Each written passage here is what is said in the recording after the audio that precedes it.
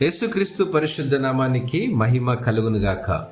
తండ్రి మన రక్షకుడు సమస్తము దయచేయువాడు అనే అంశాన్ని అధ్యయనం చేద్దాం. అనుదిన వాహినిలో 147వ కీర్తన 14వ చరణంలో, నీ సరిహద్దులలో సమాధానము కలుగజేయువాడు ఆయనే, మంచి గోధుమలతో నిన్ను తృప్తిపరచువాడు ఆయనే.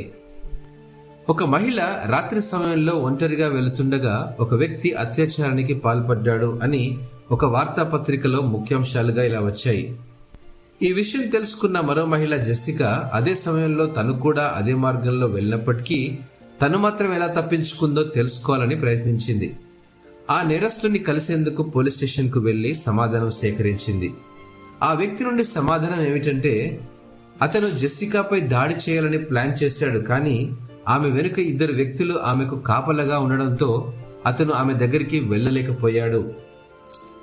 జెస్సికా ఆశ్చర్యపోయింది తన సమాధానానికి. వాస్తవానికి తాను ఒంటరిగానే ఉందని తనకు తెలుసు, మరియు ఆమెతో ఎవరూ రాలేదని కూడా తెలుసు.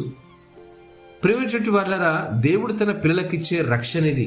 అవును, ఆమె పని నుండి ఇంటికి వెళ్తున్నప్పుడు తనతో పాటు ఉన్నవారు ఆమెను రక్షించే దేవదూతలు. ఇది వాస్తవంగా జరిగిన యథార్థ సంఘటన అండి. యేసుక్రీస్తును మన సొంత రక్షకునిగా అంగీకరించినప్పుడు రక్షణ మరియు సమృద్ధి ఆయన పిల్లలుగా మనం పొందే ఆశీర్వాదంలో భాగమని గ్రహించాలి. దేవుడు మన సరిహద్దుల్లో ఎల్లప్పుడూ సమాధానాన్ని అనుగ్రహించేవాడు.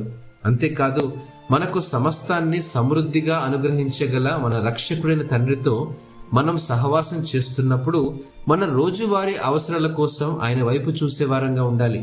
ఇలాంటి ఆశీర్వాదాన్ని ప్రతిరోజు అనుభవించడానికి ఈ రోజు యేసుక్రీస్తును మీ హృదయంలో ఆహ్వానించండి.